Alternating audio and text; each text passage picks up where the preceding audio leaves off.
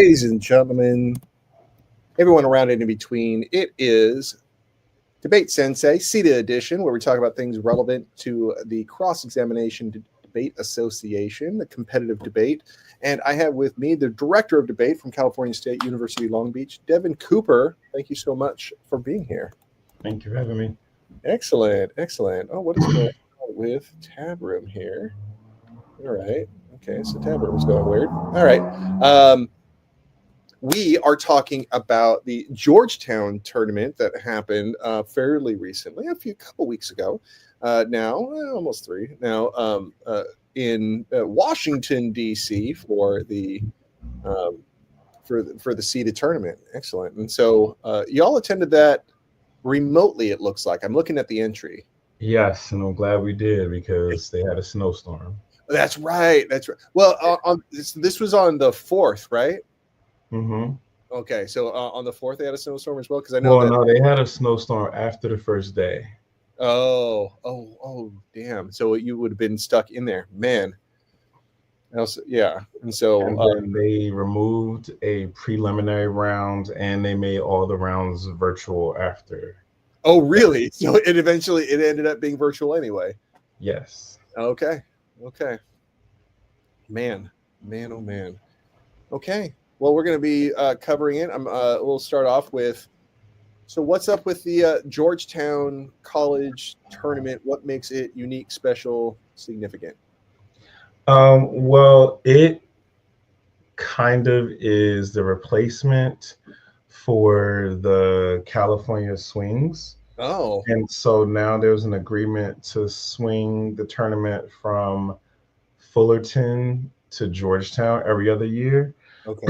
So that's kind of like the significance. It's supposed to be over the break tournament that really allows people to harness what they have done over the winter break. Sometimes what people didn't do over the winter break kind of dictates, their placing there. But yeah, it's a middle of the year new semester tournament that typically people are not in school, but a lot of times they are if they're on a quarter system. Okay.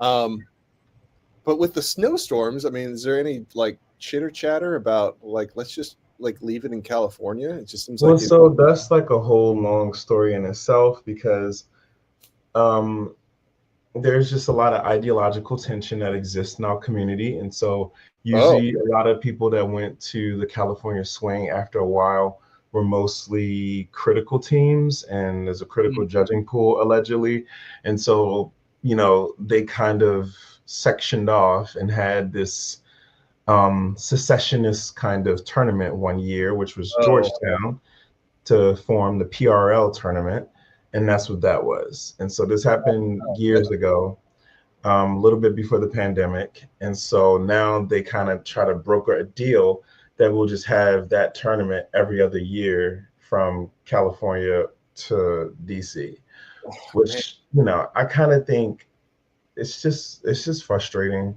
a little bit to see all of the ideological squabbles between different events and types of debate, and even within the types of debate there's issues.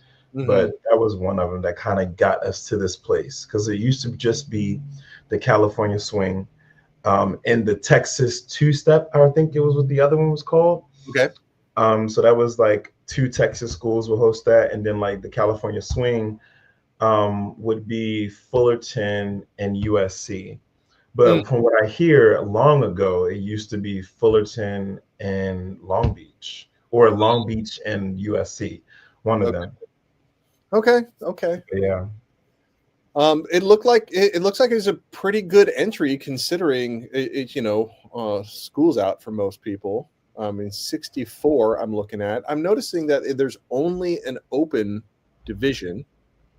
Is that right? I think there was another.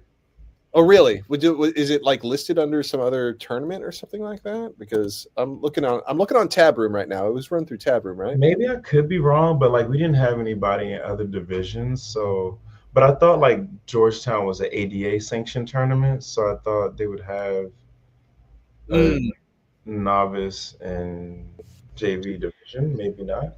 Okay. All right. Well, we're seeing some of the pretty much all of the normal players here. I don't see anyone like I don't know if I see Gonzaga there often. Is Gonzaga like what? They're off and on, but they're hosting the NDT this year, so Okay. Um, but the heavy hitters are all come out in force as normal. We got Emory with a freaking dozen teams, and Dartmouth, kind of the same, but. Okay, but the Cal State Fullerton comes out. I mean, which makes sense considering it was, they're kind of sharing this tournament. Man, the only other California team is besides you and Fullerton is Berkeley. It looks like. Yeah, I think so. All right. Wait, Stanford wasn't there? Oh, I'm not. Let's see. Nope. Oh, okay. No. Southern Nazarene. Huh. I don't remember before. Yeah, they've been at a couple of tournaments. They're also going to Texas. Oh, okay. The Oklahoma team. All right, cool. But then we get Northwestern, Michigan State. Interesting, Michigan State. They had one online team. It eventually turned out everyone was online, but one of their three teams was online. That's an interesting sort of dynamic. Then Kansas coming out in force. Okay. Iowa. Huh. I don't know much about Iowa, how they're doing. Okay. Let's take a look here. Let's go off to what is up with Tab Room. I am getting weird results on this. When I click on the results, it goes to HTML. And it should not be doing that. Oh, man. So I'm trying to look at. Oh, here we go. All right, cool.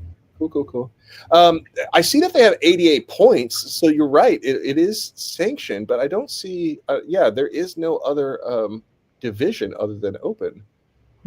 That's interesting. Okay, let's take a look at. What's up?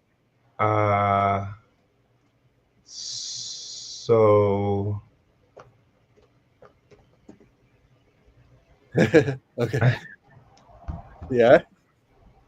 What? Do you see what I? All right. So we were looking at some of these results and having a little bit of trouble, but it seems like we're able to work them out. I'm noticing that there's 7 prelim rounds. Yes, there was supposed to be 8 though. Oh, that's right. You said that one was eliminated. Okay, because of the okay. The snow. Okay. All right. And I like giving kudos. We got one team that took 7 wins and no losses in the prelims. That was Michigan, Park and Barrett. Yep. So I forget names and things like that, but I'm supposing that they're pretty heavy hitters and been going pretty good all year. Yeah, they have. They're arguably either the first or second team. Okay. Where we go? And so it's interesting. I didn't see these 88 points before, but we'll get to that in a little bit. Long Beach does well, gets 5 wins out of 7, and so they're moving on. It looks like they're one of the top ranked teams at this tournament. So congratulations on that. Thank you. Yeah, excellent. Who else we got here? Okay. Who's doing really? Emory just has just a whole shitload of people getting some winning records here, obviously. So those are the heavy hitters. Let's take a look at the bracket here. We have 32. So that's a what's that? That's a doubles. Oh, well, in breaking half the field, that's probably one of the more the better breaks if you wanted to go to a tournament, if you wanted to. Well, it's because the ADA tournament, it's like a rule that they have to break half the field. Oh, really? Well, I mean, I guess it's lucky they got 64 teams. That's like the most beautiful number you can get for an entry, huh? Yep. Yeah. Excellent. And so, yeah, Michigan was the top ranked. Let's take a look and see here. We got, okay. So we got our doubles here. Any big upsets that you remember from the doubles? I don't think so, actually. No. Let's take a look here. So I'm going to actually share. Let's just use the visual aid, huh? Here we go. For this one, boom. All right. Yeah. Okay. Some split decisions there. Not bad. Were you okay? Looks like Northwestern over Berkeley. So, yeah. Well, I think maybe I don't know the seeding of Wake LS versus Texas. Wait, where is it? Let me see. Wake LS versus Texas. I mean Wake, yeah, Wake LS. Oh, look at that. So that was an upset. Okay. I actually was on the bottom of the decision and I voted for Wake. Oh wow. Yeah, I see. I see. Okay, that was a big upset. And okay. Okay.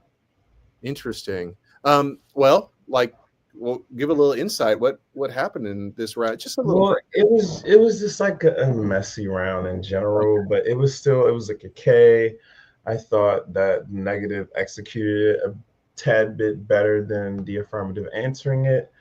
And so it was just a difference in opinion when it comes to. But I mean, I feel like the Wake team could have drilled a bit harder into that team, but you know. Right. That's why it was split. So yeah. Okay. But that seems to be the one big upset there. Long Beach advances, very nice, not bad at all. All right, but then we get into our octafinals. Let's see if I can generate this up here. Nope, there we go. Okay. So in this next, so we got Michigan moving on here, and it looks like they're doing really well. But yeah, and so they're hitting Binghamton. Nice. Oh, okay. And then they just walk over their own team in quarters. Yep. Okay. Okay. Octafinals. Any standout rounds here? It looks like this was the last stand. Well, Dartmouth is beat by Macalester. It's a big upset. Oh, look at that. Yeah, Macalester was what, the 18th seed, and I mean Dartmouth was the 2nd seed, and Macalester was the 18th seed. Yeah, big upset there. Wow, wow. Was there any chatter that was happening that you heard about that one? Not that I can recall, because I was like, you know, away online. So like, but yeah, but that's a real big upset right there. That's okay. Okay. That's okay. All right. We got Michigan State over Emory. That's not an upset. No. Yeah, not an upset at all. This was no, this was not an upset. This one. No, because Texas already upset Wake Forest. So yeah, their teammates got a little bit of retribution in that one. Looks like. It doesn't look like Wake Forest. That this was a bit of an upset though in the doubles. Right? Oh yes, it was. Yeah, I didn't even notice that. It was. So the two upsets hit each other. Interesting. Okay. That's crazy. Okay. Yeah, I mean that is really interesting, and so I mean, congratulations on Wake Forest getting or that at least Wake Forest BM getting to the finals of when you're kind of on the tail end of the bracket, getting that far is really nice. NYU wasn't much of an upset, but it wasn't. But that's still like a very good team. Yeah, NYU. They've been doing good this year. Okay. It's just like very wild how they go up and down. But right. Okay. All right. So the octafinals we had that one big upset. The others seem to be pretty in line with at least the bracketing that's going. No, we were up. Well, we weren't upset. We kind of just got beat. Yeah, I mean, Yeah, we were 12. They were 5.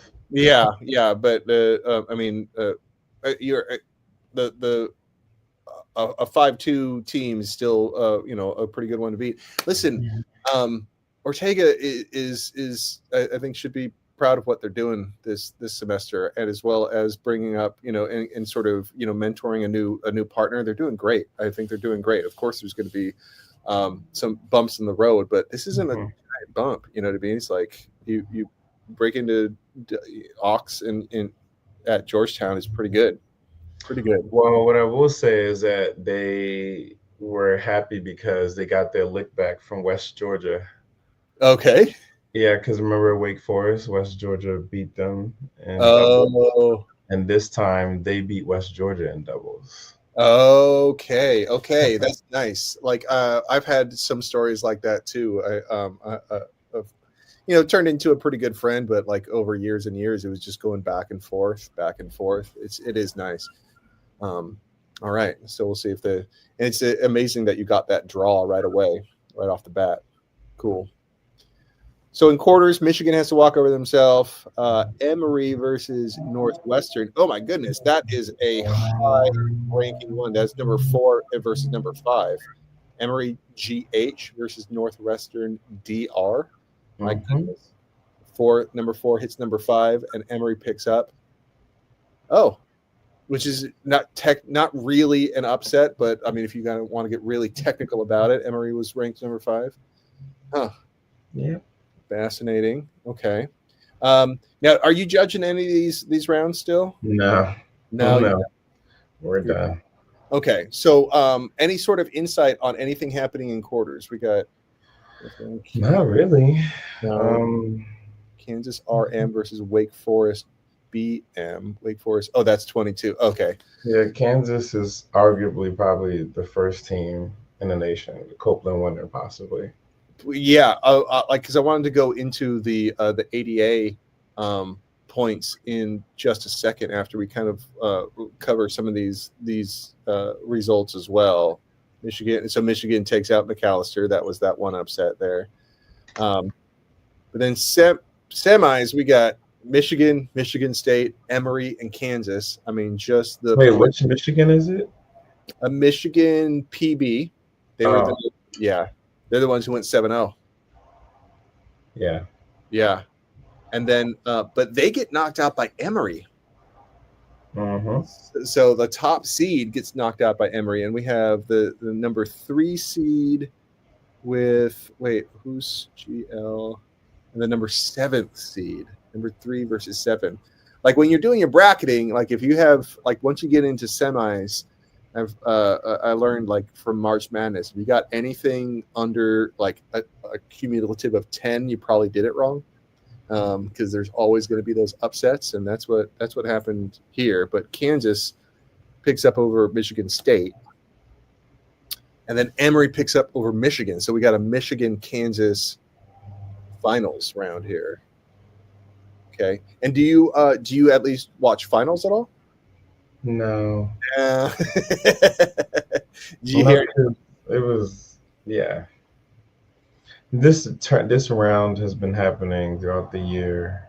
Oh, really? Beginning of the year, yes. Okay, Emory and They're also former teammates. One of them transferred from Kansas to go to Michigan, so that's a whole thing. And that has sparked a rivalry, I guess. Oh, really? Michigan or Michigan State? Because it's Michigan. Okay. The P of Michigan. The P of Michigan. That they transferred from Kansas to Michigan. Got it. Okay. Yeah, I had some of that happen. Well, it was kind of a year after me, but yeah, people were transferring because of the clash of personalities. Yeah, it seems to be a thing still. Yeah. One of my favorite quotations, and it's attributed to so many different people, so I'm not even going to give credit to anybody, but it's like the reason why politics and academia is so bad is because the stakes are so low. It's yeah, I mean, it's like this is just college debate, people. You know what I mean? It's like, and once you're done, nobody's going to remember you. It's like it'll be, it's like you're setting yourself up well for your own personal life, but like there's not really like Hall of Fame stuff people are remembering. You could stick with it and everything like that, but don't let the politics take over. Like people forget so quick in debate. Regardless, congratulations to Kansas RM for picking up the tournament. Do you know what side they were on? Okay, don't even know that. So I do have a question though about the ADA points. I don't think we've seen ADA points. I haven't seen ADA points. Well, they have ADA points and they have CEDA points. Okay. Well, I see that. So ADA, because it's a different organization, they have their points that go along with tournaments that are ADA sanctioned. Yeah. Right. So they have like their own little fall champs type of situation.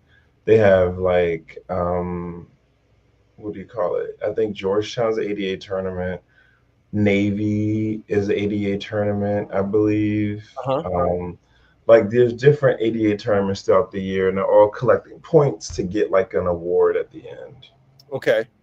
And so kind of like sweepstakes, kind of. Okay. And so the team that wins it, so it seems like they get a massive amount of points for winning, right? I think you get a point each win you get, and it kind of increases based on the elim rounds, possibly, but I'm not 100% sure about that. Yeah, so don't really quote me on that. No, I wanted to kind of show this here. I thought it was like we have the final round is for ADA points is 1 and 2 so far, right?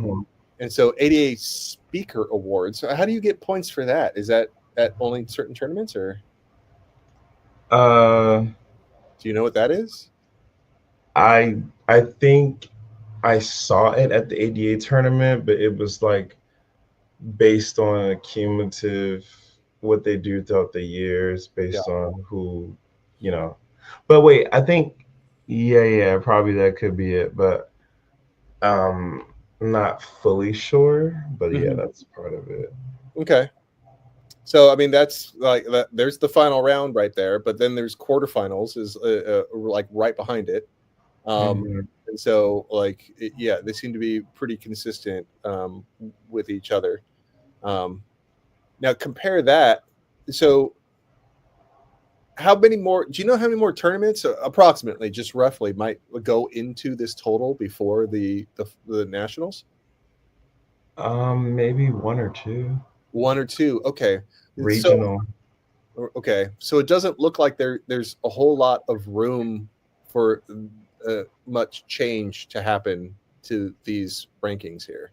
Yeah, probably not. Probably not. Okay. Yeah, because we're at the end at this point. Yeah. Now CEDA has points, and here's this the CEDA points. We still have Kansas RM at the top there.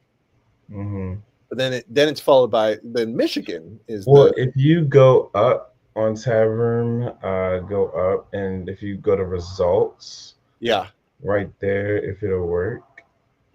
If you go to circuit totals, right there.